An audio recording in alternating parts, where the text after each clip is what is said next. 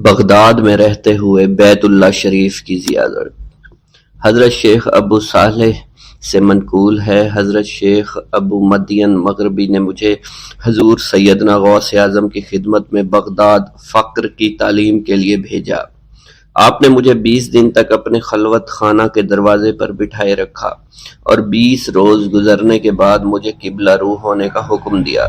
جب میں قبلہ رو ہو گیا، آپ نے فرمایا، اے ابو صالح اس طرف دیکھو۔ چنانچہ جب میں نے اس جانب دیکھا، آپ نے فرمایا، کیا دیکھ رہے ہو؟ میں نے عرض کیا، بیت اللہ شریف میری نظروں کے سامنے ہے۔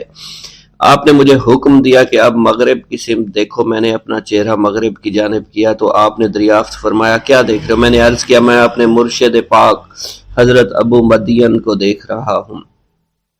ایک مرتبہ سنان نامی عیسائی پادری نے غوث اعظم کی محفل میں حاضر ہو کر سلام عرض کیا اور حاضرین میں کھڑے ہو کر بیان دیا کہ میں یمن کا رہنے والا ہوں۔ میں نے ارادہ کیا میں اسلام قبول کروں۔ اسی دوران میرے دل پہ یہ خیال پیدا ہوا کہ میں اس دور کی سب سے بڑی شخصیت کے دست مبارک پر کلمہ پڑھوں۔ اس سوچ کے دوران مجھے نیند آ گئی۔ خواب میں مجھے حضرت سیدنا عیسیٰ علیہ السلام کی زیارت نصیب ہوئی۔ آپ نے مجھ سے ارشاد فرمایا کہ تم بغداد شریف چلے جاؤ اور شیخ عبد القادر جیلانی کے دست حق پر اسلام قبول کرو، کیونکہ اس وقت وہ روئے زمین پر تمام لوگوں میں افضل و اعلیٰ ہیں۔ حضرت شیخ عمر الکیمانی رحمۃ اللہ علیہ سے منقول ہے، ایک مرتبہ حضرت سیدنا غوث اعظم کی خدمت میں 13 لوگ دائرہ اسلام میں داخل ہونے کے لیے حاضر ہوئے۔ ان لوگوں نے بیان کیا کہ ہم عرب کے عیسائی ہیں، ہم نے کلمہ پڑھنے کا ارادہ کیا، ابھی سوچ رہے تھے کہ کسی مرد کامل کے دست حق پر کلمہ پڑھیں۔ ہمیں ہاتف غیب سے آواز سنائی دی کہ بغداد جا کر شیخ عبد القادر جیلانی کے دست مبارک پر کلمہ پڑھو۔ حضرت ابو الحسن علی سے منقول ہے، فرماتے ہیں، ایک مرتبہ ایک جماعت کثیر کے ہمراہ حضرت سیدنا غوث اعظم کی زیارت باسعادت کے لیے روانہ ہوا۔ اسی دوران بے شمار لوگ میرے پاس آتے رہے، اپنی مشکلات کے حل کے لیے مجھ سے کہتے رہے، میں حضور سیدنا غوث اعظم سے ان کی سفارش کروں گا۔ حضرت ابو الحسن علی بن ملاعب القواس فرماتے ہیں، رستے میں ایک بد اخلاق لڑکا بھی ہمارے قافلے میں شامل ہو گیا۔ مجھے اس کا علم تھا کہ یہ اکثر و بیشتر ناپاک رہتا ہے اور بول و براز کے بعد استنجا بھی نہیں کرتا۔ حسن اتفاق کے حضور سیدنا غوث اعظم سے بھی رستہ میں ملاقات ہو گئی۔ حضرت ابو الحسن علی فرماتے ہیں، میں نے حضور سیدنا غوث اعظم کی خدمت میں لوگوں کے پیغامات پہنچائے اور پھر مجھ سمیت میرے ساتھ تمام موجودہ لوگوں نے آپ کے ہاتھ مبارک کو ازراہ عقیدت چومنا شروع کر دیا۔ وہ فرماتے ہیں، جب اس بد اخلاق لڑکے نے حضور سیدنا غوث اعظم رحمۃ اللہ علیہ کا ہاتھ مبارک چوما تو بے ہوش ہو کر زمین پر گر پڑا۔ جب اس کو ہوش آیا تو اس کے چہرہ پر داڑھی نمودار ہو چکی تھی اور اس نے آپ کے دست حق پر توبہ کی، پھر اس کا شمار نیکوں میں ہوا۔ حضرت شیخ زین الدین فرماتے ہیں، میں نے حضور سیدنا غوث اعظم سے علم حاصل کیا۔ اللہ عز و جل نے مجھے 1 سال میں اتنا علم دیا کہ دوسروں کو وہ علم 20 سال میں بھی نصیب نہ ہوا ہوگا۔ میں نے آپ سے مصر جانے کی اجازت طلب کی تو آپ نے فرمایا، دمشق پہنچ کر غازیوں کو مصر میں داخل ہونے کے لیے تیار پائے گا تاکہ اس پر قابض ہو جائیں، مگر ان سے کہنا وہ ہرگز کامیاب نہیں ہوں گے، ہاں دوسری مرتبہ وہ ضرور کامیاب ہوں گے۔ حضرت شیخ زین الدین فرماتے ہیں، جب میں دمشق پہنچا میں نے وہی حال پایا۔ آپ نے بیان فرمایا، میں نے ان سے کہا تو وہ نہ رکے۔ جب میں مصر پہنچا میں نے خلیفہ کو ان کو مقابلے کے لیے تیار کیا۔ میں نے خلیفہ سے کہا، گھبراؤ نہیں، تم کامیاب ہو جاؤ گے۔ جب غازی مصر پہنچے تو ان کو شکست ہوئی۔ شیخ زین الدین فرماتے ہیں، خلیفہ نے مجھے اپنا ندیم خاص مقرر کر دیا اور اپنے ہر راز سے مجھے واقفیت دے دی۔ پھر دوسری مرتبہ غازی آئے، انہوں نے مصر پر قبضہ کر لیا۔ مجھے حضور سیدنا غوث اعظم کے قول کے مطابق ہر ایک سے 1.5 لاکھ دینار ملے۔ مجھے مصر میں ہر خاص و عام میں مقبولیت حاصل ہو چکی تھی اور بے شمار لوگ میرے واعظ سے مستفیض ہونے لگے تھے۔ حضرت سیدنا غوث اعظم شیخ عبد القادر جیلانی کی خدمت میں ایک عورت حاضر ہوئی۔ آپ سے دعا کی درخواست کی کہ اس کے ہاں اولاد ہو آپ نے مراقبہ میں جا کر لوح محفوظ کا مشاہدہ کیا تو وہاں لکھا تھا اس عورت کی قسمت میں اولاد نہیں ہے۔ آپ نے اللہ کے حضور اس کے لیے دعا فرمائی۔ غیب سے ندا آئی اس کے ہاں اولاد نہیں، آپ اس کے حق میں دعا جاری رکھیں یہاں تک کہ غیب سے آپ کو ندا آئی کہ ہم نے آپ کی دعا کی بدولت اس کو 7 لڑکے عطا فرمائے۔ چنانچہ اس عورت کے ہاں یکے بعد دیگرے 7 لڑکوں کی دعا کی پیدائش ہوئی۔ حضرت شیخ ابو الخیر منقول ہے، فرماتے ہیں میں شیخ ابو حسن اور شیخ خلیل بن احمد اور شیخ ابو عبداللہ کی خدمت میں حاضر تھے۔ آپ نے فرمایا تم سب اپنی اپنی حاجات بیان کرو، میں انشاءاللہ تمہاری حاجات پوری کروں گا۔ شیخ ابو سعود نے کہا کہ میں ترک دنیا اختیار کرنا چاہتا ہوں۔ شیخ ابو قائد نے کہا میں مجاہدی کی قوت چاہتا ہوں۔ شیخ ابوالزاد نے کہا کہ میں خوف الہی چاہتا ہوں۔ شیخ فارسی نے کہا اللہ کے ساتھ میرا ایک حال ہے جسے میں کھو بیٹھا میں چاہتا ہوں کہ میرا وہ حال لوٹ آئے۔ شیخ جمیل نے کہا میں حفظ وقت چاہتا ہوں۔ شیخ عمر نے کہا کہ میں علم کی زیادتی چاہتا ہوں۔ حضرت شیخ ابو الخیر محفوظ فرماتے ہیں حضور سیدنا غوث اعظم نے فرمایا انشاءاللہ تم سب کی حاجات جلدی پوری ہوں گی۔ چنانچہ آپ کا قول پورا ہوا اور تمام لوگوں کی حاجات پوری ہوئیں ماں سوائے شیخ خلیل کے، کیونکہ حضرت شیخ خلیل نے قطبیت مانگی تھی جس کا ابھی وقت نہیں آیا تھا۔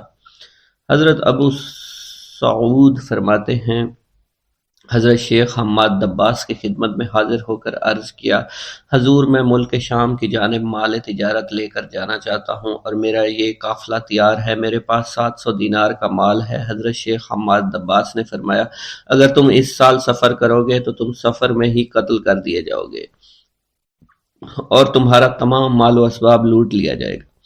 حضرت حماد باس کی بات سن کر وہ تاجر حضور سیدنا غوث اعظم کی خدمت میں حاضر ہوا اور حضرت حماد باس کی بات بیان کر دی۔ آپ نے فرمایا کہ تم سفر پر جاؤ میں تمہارا ضامن ہوں۔ آپ کا فرمان سن کر وہ سامان تجارت لے کر شام پہنچا۔ اپنا تمام مال فروخت کرنے کے بعد وہ تاجر اپنے کسی کام سے حلب گیا، وہاں ایک مقام پر اس نے 1000 دینار رکھ دیا اور حلب میں اپنی قیام گاہ پر واپس آ گیا۔ اس نے خواب میں دیکھا عرب بتوؤں نے ایک قافلہ لوٹا ہے، قافلہ کے کئی آدمیوں کو قتل کیا ہے جس میں وہ شامل ہے۔ اس کے بعد وہ بیدار ہوا، گھبرا کر اس جگہ پہنچا جہاں اس نے 1000 دینار رکھے تھے۔ اس کے دینار وہیں پر رکھے اس کو مل گئے۔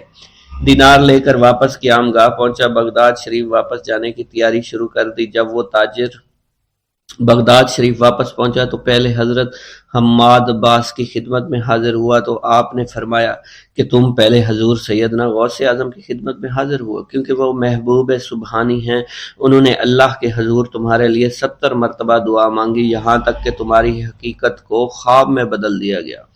وہ تاجر آپ کی خدمت میں حاضر ہوا اور آپ نے حضرت حماد باس کی بات کی تصدیق کی۔ حضرت شیخ ابراہیم قندوزی کی آمد۔ ایک دن حضرت خواجہ معین الدین چشتی حسب معمول درختوں کو پانی دے رہے تھے۔ حضرت شیخ ابراہیم قندوزی گھومتے پھرتے اسی باغ کی طرف آن نکلے۔ حضرت شیخ ابراہیم قندوزی اسی آبادی میں رہا کرتے تھے جہاں آپ مقیم تھے، اور وہ اللہ عز و جل کے عشق میں اس قدر ڈوبے ہوئے تھے کہ ان پر عشق حقیقی کی وجہ سے اکثر خود فراموشی کی حالت طاری رہتی تھی۔ آبادی کے بچے اور بوڑھے انہیں مجذوب کہا کرتے تھے اور قدر کی نگاہ سے دیکھا کرتے تھے۔ جس وقت آپ کی نظر حضرت شیخ ابراہیم قندوزی پر پڑی تو سب کام چھوڑ کر آپ ان کی جانب متوجہ ہو گئے۔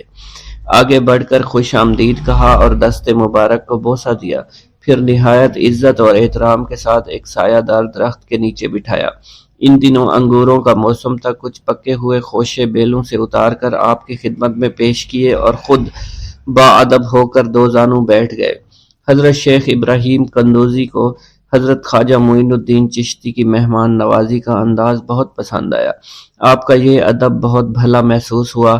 حضرت شیخ ابراہیم قندوزی پہچان گئے کہ یہ بچہ نہایت ہونہار اور راہ حق کا متلاشی ہے۔ حضرت شیخ ابراہیم قندوزی نے اپنی جیب سے ایک کھلی کا ٹکڑا نکالا، دندان مبارک سے چبا کر خواجہ معین الدین چشتی کے دہنے مبارک میں ڈال دیا۔ وہ کھلی کا ٹکڑا شباب معرفت کا جام تھا جسے پیتے ہی آپ پر خودی کی کیفیت طاری ہو گئی۔ اور نگاہوں سے تمام حجابات دور ہو گئے، آنکھوں میں نور ہی نور چھا گیا، تعینات کے حجابات سامنے سے اٹھ گئے، جوش حیرت قلب پر طاری ہو گیا، آنکھیں کھلی کی کھلی رہ گئیں۔ یہ نہیں کہا جا سکتا حضرت خواجہ معین الدین چشتی اس حالت فراموشی میں کب تک آئینہ حیرت بنے رہے۔ جب آپ کو ہوش آیا تو ساقی جام معرفت محفل سے اٹھ چکا تھا، دل قابو سے باہر ہو گیا، طبیعت پر جبر کر کے دامن صبر قرار تھام کر کے بیٹھ گئے۔ عشق میں صبر چونکہ انتہائی دشوار ہوتا ہے، لہٰذا حضرت خواجہ معین الدین چشتی کو بھی قرار نہ رہا، اور جو جلوہ آپ کو حضرت شیخ ابراہیم قندوزی دکھا چکے تھے، اس جلوہ کو دیکھنے کے بعد آپ خود پر ایک دیوانگی کی ایک کیفیت طاری ہو چکی تھی، اور دنیا اور دولت، دنیا سب حقیر اور بے وقعت دکھائی دینے لگی۔ آپ کے قلب میں عشق خداوندی جوش مارنے لگا، اور قلب تمام دنیاوی آلائشوں سے پاک ہو گیا اور دنیا سے بے پرواہ ہو چکا تھا۔ جیسے جیسے وقت گزرتا گیا، حضرت خواجہ معین الدین چشتی کی دیوانگی اور وارفتگی بڑھتی چلی گئی۔ آپ نے حضرت شیخ ابراہیم قندوزی کے ہاتھوں جام معرفت پینے کے تیسرے دن ہی اپنی تمام املاک فروخت کر کے اس رقم کو راہ خدا میں خرچ کر دیا، اور خود معمولی ساز راہ لیا، اور اپنے وطن اور اپنے عزیز و اقارب اور رفقا کی محبت کو خیر باد کہہ کر چل دیے۔ محبوب حقیقی کے سچے عاشقوں کا یہ دستور رہا ہے کہ وہ قرب یار پانے کے لیے سب سے پہلے علوم ظاہری کا زینہ طے کیا کرتے ہیں، پھر عمل کی دشوار گزار منزلوں کو طے کر کے علوم باطنی سیکھتے ہیں، تب کہیں جا کر انہیں جلوہ محبوب دکھائی دیتا ہے۔ خواجہ معین الدین چشتی نے بھی اپنے مطلوب تک رسائی کے لیے یہی راستہ اختیار کیا۔ اس زمانہ میں ترکستان کی سرحد پر واقع سمرقند اور بخارا کے عظیم الشان دارالعلوم عالمگیر شہرت رکھتے تھے۔ مشرق و مغرب کے ہزاروں طلبہ ہر سال علم کی دولت سے مالا مال ہونے کے لیے ان دارالعلوم کا رخ کیا کرتے تھے۔ حضرت خواجہ معین الدین چشتی نے تحصیل علوم و فنون کے لیے سمرقند بخارا کا انتخاب کیا۔ بخارا پہنچ کر آپ علم حاصل کرنے میں مشغول ہو چکے تھے۔ اگرچہ حضرت خواجہ معین الدین چشتی کی صغیر سنی کی تعلیم کے متعلق کسی سوانح نگار نے قلم کو جنبش نہیں دی کہ والدین نے آپ کو گھر میں ابتدائی تعلیم دی تھی، مگر سادات خراسان کے مقتدر خاندانوں سے تعلق اور عارف و کامل صاحب فضل و کمال باپ کی گود میں پرورش پانے والے حضرت خواجہ معین الدین چشتی بھلا کیوں کر ان پڑھ رہ سکتے تھے۔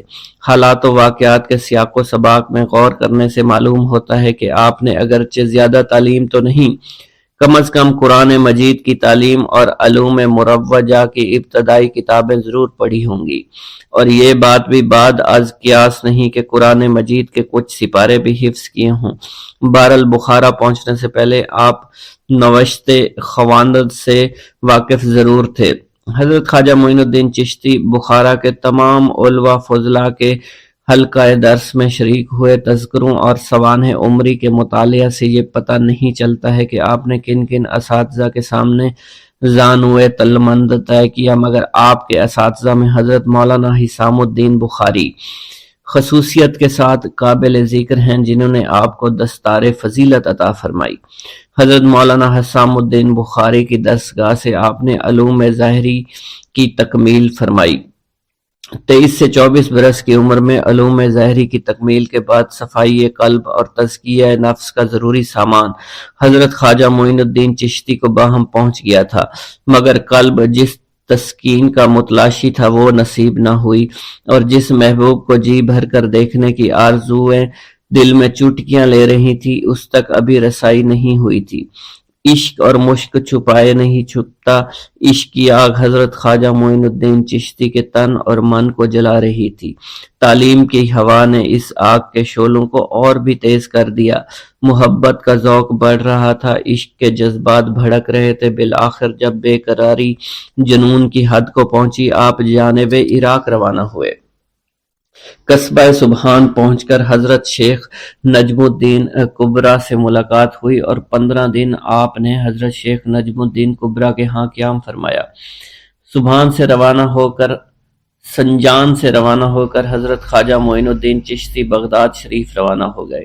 ان دنوں حضور سیدنا غوث اعظم قصبہ جبل میں تشریف فرما تھے۔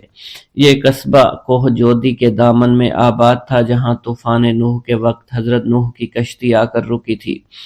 آپ حضور سیدنا غوث اعظم کی صحبت اور زیارت سے مشرف ہوئے۔ اس وقت آپ کی ابتدائی حالت تھی۔ حضور سیدنا غوث اعظم نے آپ کے حق میں دعائے خیر فرمائی۔ اس وقت آپ کی ابتدائی حالت تھی۔ حضور سیدنا غوث اعظم نے آپ کے حق میں دعا فرمائی۔ انہوں نے بشارت دی کہ آپ مقتدائے روزگار ہوں گے۔ خلق اللہ آپ سے فیض یاب ہو گئی۔ آپ نے حضور سیدنا غوث اعظم کے پاس کچھ عرصہ قیام کیا اور واپس تشریف لے گئے۔ قصیدہ غوثیہ شیخ عبد القادر جیلانی رحمۃ اللہ علیہ سے منسوب قصیدہ غوثیہ کے فضائل و برکات اور اس کو پڑھنے کا طریقہ اور اس سے کیسے فیض پایا جا سکتا ہے، تمام تر معلومات چھوٹی سی ویڈیو میں پیش ہیں۔ ناظرین گرامی، اللہ پاک کا اپنے مقرب بندوں پر ایسا خاص کرم ہے کہ اس کی زبان سے نکلنے والے الفاظ اور قلم سے ظاہر ہونے والے نقوش میں بھی اتنی برکت رکھ دیتا ہے کہ خالق خدا ان نفوس قدسیہ کے متبرک کلام کو اپنا ورد وظیفہ بنا کر مصائب و آلام سے خلاصی پاتے ہیں اور دنیا آخرت کے ساتھ اپنی دنیا کو بھی سنوار لیتے ہیں۔ اس مبارک سلسلے کی ایک ایسی کڑی غوث الاغیاث قطب الاقطاب غوث اعظم شیخ عبد القادر جیلانی کی طرف سے منسوب عربی قصیدہ بنام قصیدہ غوثیہ ہے۔ اس قصیدے میں آپ نے اپنے اوپر ہونے والے فضل خداوندی کا ذکر فرمایا ہے۔ حدیث نعمت کے طور پر منصب ولایت و معرفت الہی میں اپنے بلند مقام اور اعلیٰ مرتبے سے دنیا کو آگاہ فرمایا ہے۔ کثیر اولیاء کرام اور مشائخ عظام نے اس مبارک قصیدہ کو بطور وظیفہ بنا کر اس حوالے سے حاصل ہونے والے فوائد اور برکات کو بیان فرمایا ہے۔ اسی طرح ایک کتاب مدنی پنج سورہ میں قصیدہ غوثیہ کو تحریر کیا جا چکا ہے۔ اس کے چند فوائد اور برکات فرمائے گئے ہیں۔ ان میں سے چند فضائل و برکات آپ سے شیئر کر لیتے ہیں۔ قرب خدا پانے کے لیے ایک مجرب عمل ہے، تفسیر خلائق کے لیے از حد کارآمد ہے اور قرب خداوندی کے حصول کا ذریعہ ہے۔ اس لیے آپ نے کرنا یہ ہے کہ نماز عشاء کے بعد 41 بار اس کو پڑھنا ہے اور 41 دن ہی اس کا پڑھنا کافی ہے۔ اس کے بعد پڑھنا اپنا معمول بنا سکتے ہیں۔ ناظرین گرامی، قصیدہ غوثیہ کند زہر یا جس کا قوت حافظہ کمزور ہے، اس کے لیے یہ ایک مجرب عمل ہے۔ اس قصیدہ مبارکہ کو 3 بار صبح کے وقت 11 عدد بادام پر پڑھے اور صبح نہار منہ ان بادام کو کھا لے۔ انشاءاللہ 21 دن بعد قوت حافظہ بڑھ جائے گا۔ اس قصیدہ مبارکہ کو 3 بار پڑھنے والے کو عربی میں بصیرت حاصل ہوگی۔ قضائے حاجات کے لیے مجرب وظیفہ ہے۔ ہر مشکل سخت کام کے لیے 40 روز بلا ناغہ 3 بار پڑھیں، انشاءاللہ مشکل سے چھٹکارا مل جائے گا۔ حضور غوث پاک شیخ عبد القادر جیلانی رحمۃ اللہ علیہ کی زیارت کے لیے بھی یہ ایک مجرب عمل ہے۔ جو شخص اس قصیدہ غوثیہ مبارک کو اپنے سامنے رکھے اور نماز عشاء کے بعد 11 بار اوپر سے دیکھ کر پڑھے، مقبول بارگاہ وسیعت ہوگا اور حضور سیدنا غوث اعظم کی زیارت فیض بشارت سے مشرف ہوگا۔ کسی قسم کے امراض سے نجات پانے کے لیے قصیدہ غوثیہ کو مجرب مانا جاتا ہے۔ ہر مرض اور تکلیف کے لیے 3 بار یا 5 بار پانی پر دم کر کے پڑھیں اور دن میں 3 بار پڑھیں، انشاءاللہ شفا حاصل ہوگی۔ ناظرین گرامی، وہ میرے بہن بھائی جو کہ اولاد سے محروم ہیں یا اولاد نرینہ سے محروم ہیں، تو یہ عمل اولاد نرینہ کے لیے مجرب عمل ہے۔ ناظرین گرامی، اس قصیدہ مبارک کو صحیح خاص 41 مرتبہ پڑھ کر پانی پر دم کر کے 40 روز تک کسی خاتون کو پلایا جائے تو وہ حاملہ ہو جائے گی اور اللہ کے فضل سے اولاد نرینہ اس کے ہاں پیدا ہوگی۔ حضور غوث پاک کی برکت سے بیٹا عطا ہوگا، ناظرین گرامی، جس قصیدہ مبارکہ کے عمل کو جن اور آسیب سے بھی نجات پانے کے لیے مجرب عمل سمجھا جاتا ہے، آسیب زدہ اور جن والے مریض کے لیے روغن یعنی تیل پر 41 مرتبہ پڑھ کر دم کر کے اس کے جسم پر ملیں تو سحر و آسیب دفع ہو جائے گا۔ دشمن سے نجات پانے کا عمل، ظالم سے نجات پانے کے لیے ہر روز دشمن کا تصور کر کے 7 بار پڑھے۔ انشاءاللہ عبد الباقی رحمت اللہ علیہ نے اپنی کتاب تذکرہ الاکرام میں لکھا ہے، قصیدہ غوثیہ عالم وجد کیف میں ایک صدا ہے جس سے دل راحت محسوس کرتے ہیں۔ اس قصیدہ میں سرکار غوث اعظم نے اپنے اعلیٰ روحانی مقامات کا ذکر بطور تحدیث نعمت کیا ہے۔ فتوح الغیب کے حاشیہ پر لکھا ہے کہ جب حضرت غوث الثقلین شیخ عبد القادر جیلانی اس قصیدے کے بعد اشعار پڑھتے تو آخر میں ارشاد فرماتے۔ اسی طرح حضرت مولانا سید بہاؤالدین جیلانی نے اپنی کتاب غینت التابعین میں لکھا ہے کہ جو سالکین طریقت معمول قصیدہ کو سوچ سمجھ کر پڑھتے ہیں ان کے روحانی مراتب میں حیرت انگیز ترقی ہو جاتی ہے۔ خوف و حرص کے موقع پر اس قصیدے کو پڑھنے سے سکون دل کی نعمت حاصل ہوتی ہے اور خوف و حرص کے بادل اس کے دل سے چھٹ جاتے ہیں۔ ناظرین گرامی، آخر میں حصول برکت کے لیے حضور غوث پاک کی منقبت میں سے چند اشعار پیش کرنا چاہوں گا۔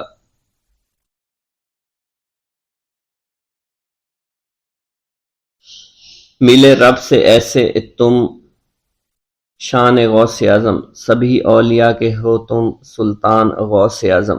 میری فکر و احدائی کو ملے معرفت خدا، تیرے در سے بٹ رہا ہے عرفان غوث اعظم۔ نکل آیا حکم پا کے ڈوبا ہوا سفینہ، کلام حق کا مظہر ہے زبان غوث اعظم۔ تیری نسبتوں سے کامل ایمان ہے دو جہاں کا، میرے دل میں بھی ہو نصب وہ نشان غوث اعظم۔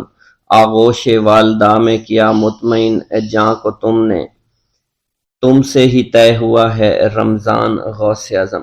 تیرے ذکر سے بلندی ملی ہے جہاں، سب کو تیرا ذکر یاد حق کا ہے۔ میرے دل میں بھی سما ہے وہ کتاب حق خدا، جو شکم میں تو نے سیکھا ہے وہ ہے قرآن غوث اعظم۔ جو بھی شعر و اذکار یہاں پر ذکر کیے گئے ہیں، آپ نے بھی کچھ شعر اگر آپ کو یاد ہیں تو ان کا تذکرہ ان باکس میں ضرور کر دیجئے گا۔ اللہ تعالی حضور پاک صلی اللہ علیہ وآلہ وسلم کے صدقے ہم سب کی مغفرت فرمائیں اور ہمارے علم، عمل، رزق، روزی، شان میں برکت عطا فرمائیں۔ بھوک اللہ کے خزانوں میں سے ایک خزانہ ہے۔ حضرت شیخ ابو محمد فرماتے ہیں، ایک روز میں حضور سیدنا غوث اعظم کی خدمت میں ایسی حالت میں حاضر ہوا کہ فاقہ سے تھا اور میرے اہل و عیال بھی کئی دنوں سے بھوکے تھے۔ میں نے آپ کی خدمت میں سلام عرض کیا تو آپ نے میری دلی کیفیت کو بھانپتے ہوئے فرمایا، اے جونی، بھوک اللہ تعالیٰ کے خزانوں میں سے ایک خزانہ ہے، اور اللہ عز و جل جس کو دوست رکھتا ہے اس کو فاقہ کی نعمت عطا فرما دیا کرتا ہے۔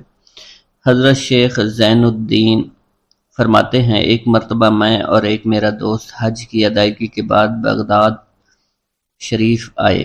بغداد شریف میں ہم کسی کو جانتے نہیں تھے اور ہمارے پاس صرف ایک قبضہ کمان تھی جسے فروخت کر کے ہم نے کچھ چاول خریدے اور انہیں پکایا۔ ہم ان چاولوں سے سیر نہ ہو سکے اور نہ ہی ہمیں کوئی لطف محسوس ہوا۔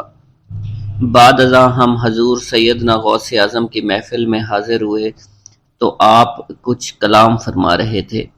ہمیں دیکھتے ہی آپ نے اپنا کلام قطع کر لیا اور فرمانے لگے، حجاز مقدس سے کچھ مہمان آئے اور ان کے پاس قبضہ کمان کے سوا کچھ نہ تھا جسے انہوں نے فروخت کر کے چاول خریدے اور انہیں پکا کر کھایا، لیکن نہ ہی وہ سیر ہوئے اور نہ ہی لطف اندوز۔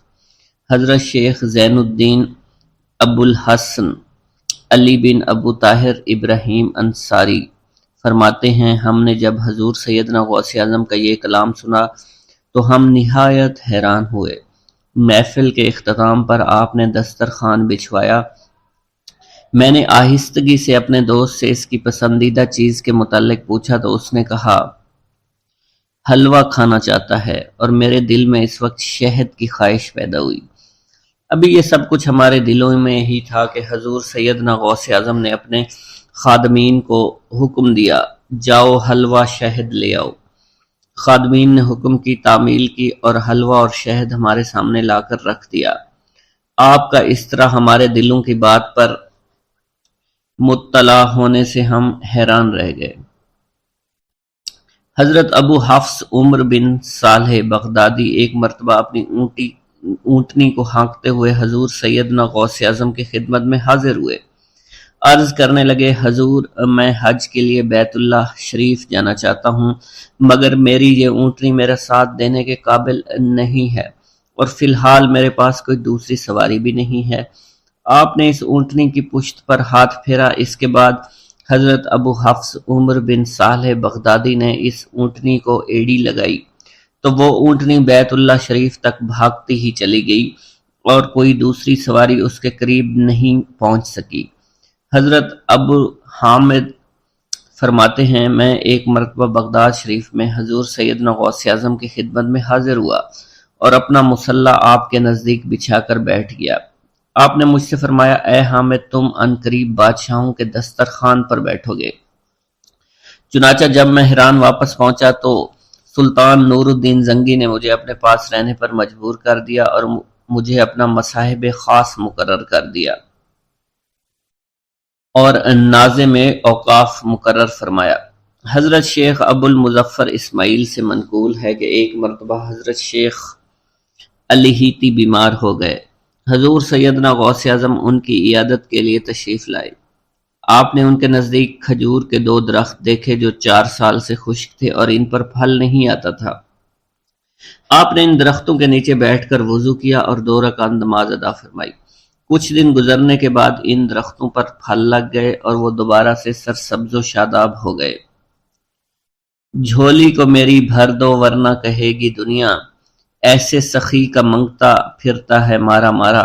مولانا عبد الرحمن جامی فرماتے ہیں حضور سیدنا غوث اعظم کا ایک مرید آپ کے ہمراہ مسجد کی جانب جا رہا تھا۔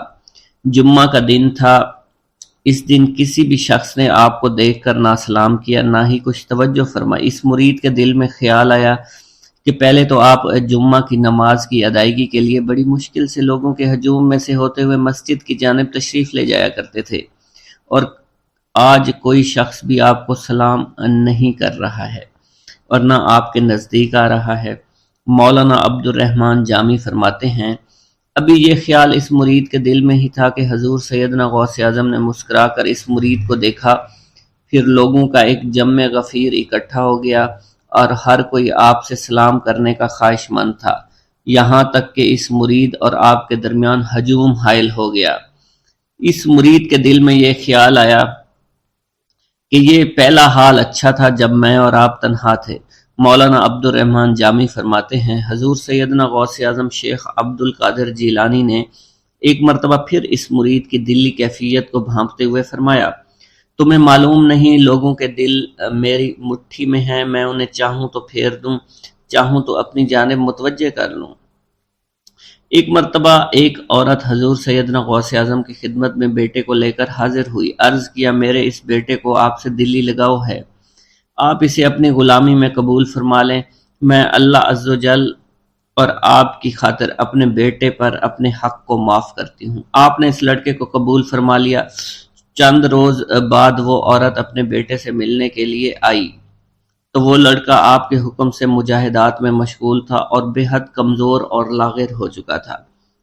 اس عورت نے جب آپ کو دیکھا تو آپ اس وقت مرغی کا گوشت کھا رہے تھے، آپ کے سامنے ہڈیاں پڑی ہوئی تھی۔ اس عورت نے آپ سے کہا کہ آپ خود تو مرغی کھاتے ہیں جبکہ میرا بیٹا سخت مجاہدات میں مشغول ہے۔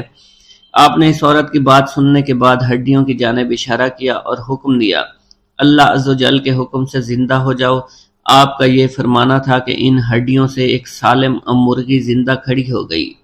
آپ نے فرمایا کہ جب تیرا بیٹا اس منزل پر پہنچ جائے گا تو پھر جو چاہے گا کھائے گا۔ منقول ہے ایک مرتبہ حضور سیدنا غوث اعظم کو اللہ عز و جل کی جانب سے حکم ہوا کہ 700 مردوں اور 700 عورتوں کو واصل باللہ کریں۔ آپ نے اللہ کے اس فرمان کے مطابق مجمع عام میں نظر دوڑائی تو مجمع میں سے 700 مرد اور 700 عورتیں علیحدہ ہو گئیں۔ آپ نے ان پر نگاہ ولایت ڈالی تو وہ سب واصل اللہ ہو گئے۔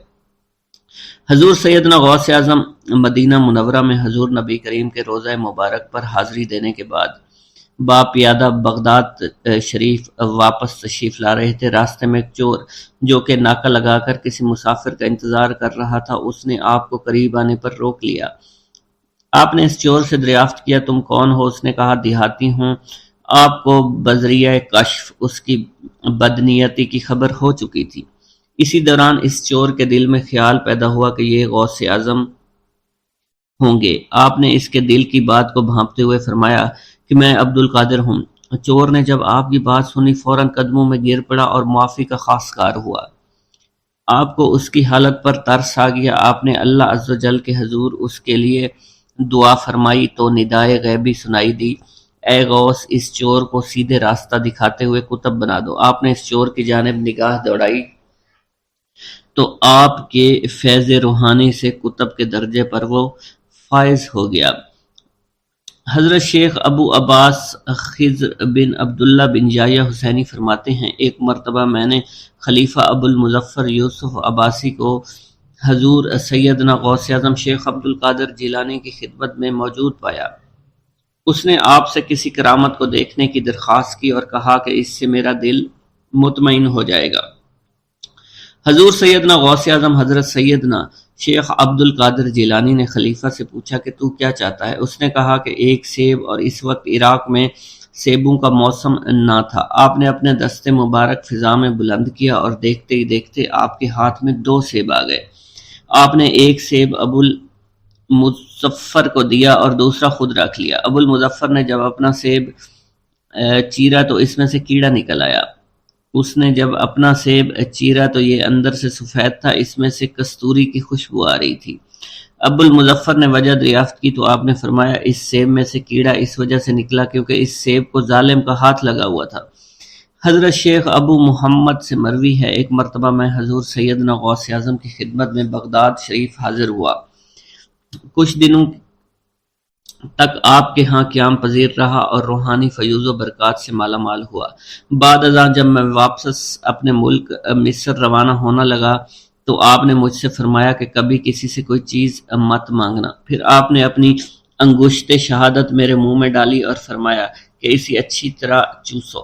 چنانچہ میں نے آپ کے فرمان کے مطابق ایسا ہی کیا۔ جب میں آپ سے اجازت لینے کے بعد واپس اپنے ملک مصر روانہ ہوا تو بغداد شریف سے مصر تک کی طویل مسافت کے دوران مجھے کچھ بھوک محسوس نہیں ہوئی، اور میں جوں جوں آگے بڑھتا رہا اپنے جسم میں توانائی کو پہلے سے زیادہ پاتا۔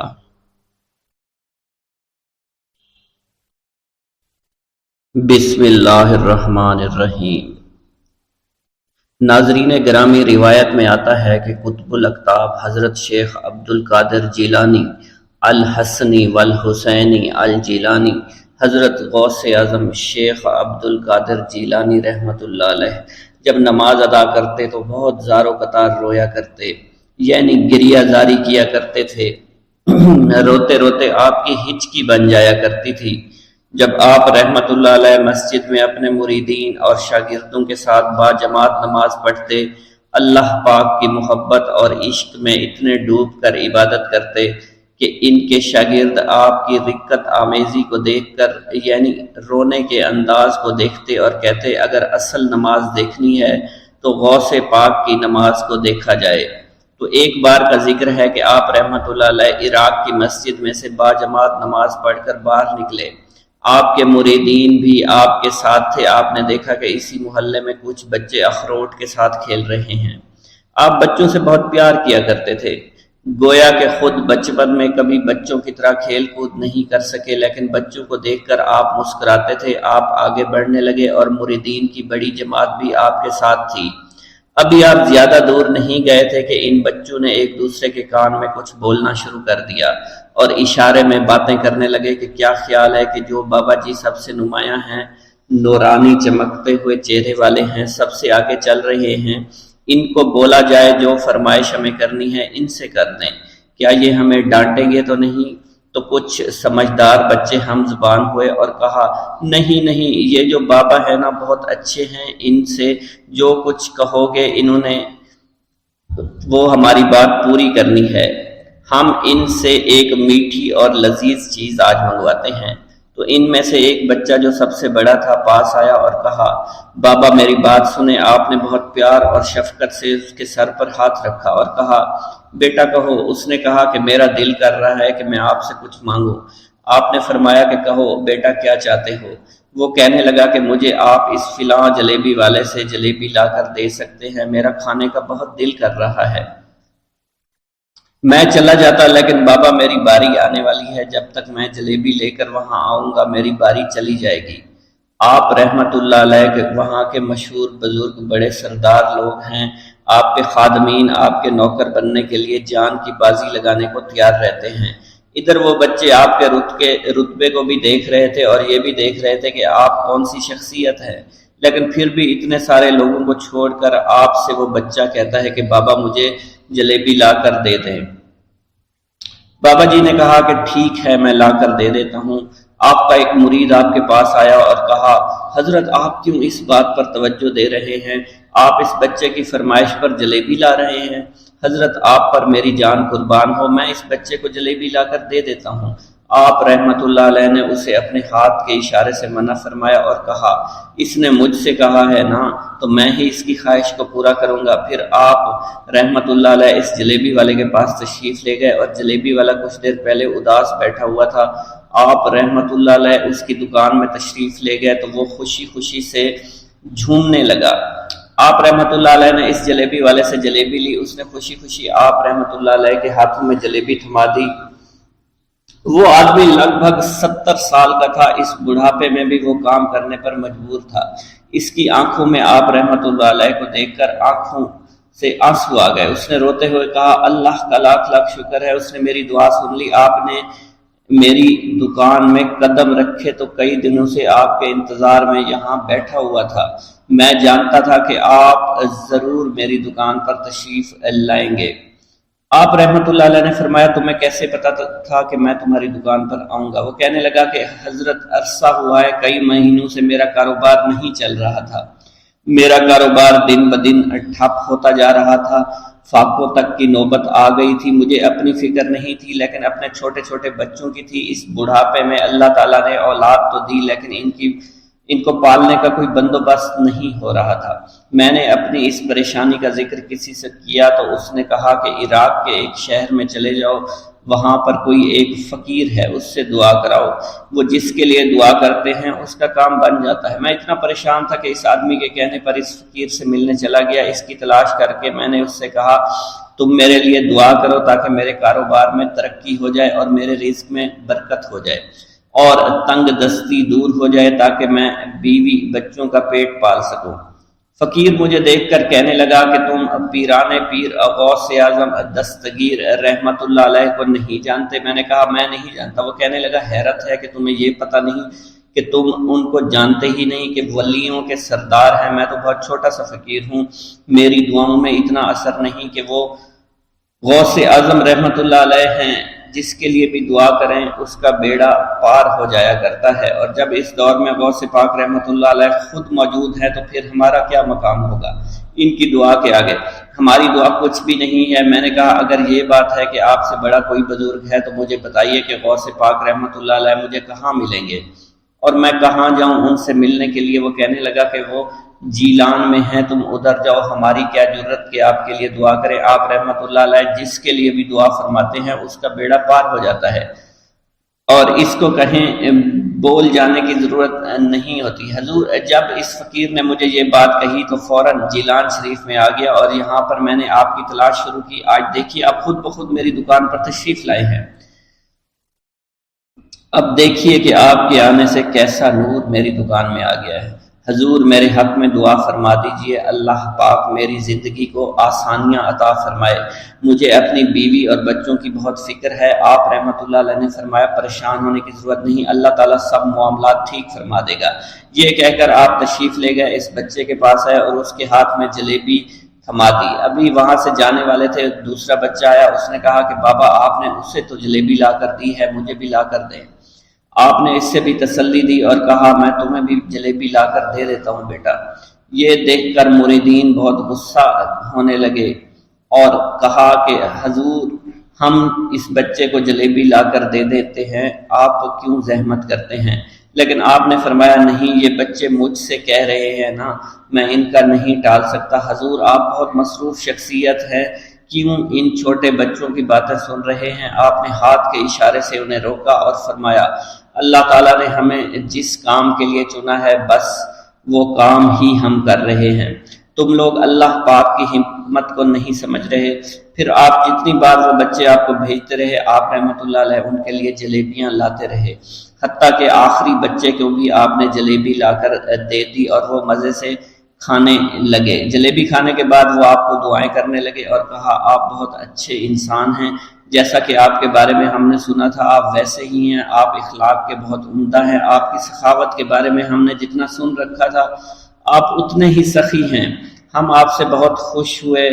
آپ رحمۃ اللہ علیہ مسکرائے، بچوں کی خوشی دیکھ کر آپ کو دلی اطمینان ملا۔ اب ایک اور نماز کا وقت ہو رہا تھا، آپ نے مریدین سے کہا کہ چلو نماز پڑھنے کے لیے مسجد میں چلتے ہیں۔ وہ سب مل کر مسجد میں چلے گئے اور اللہ کی عبادت میں مصروف ہو گئے۔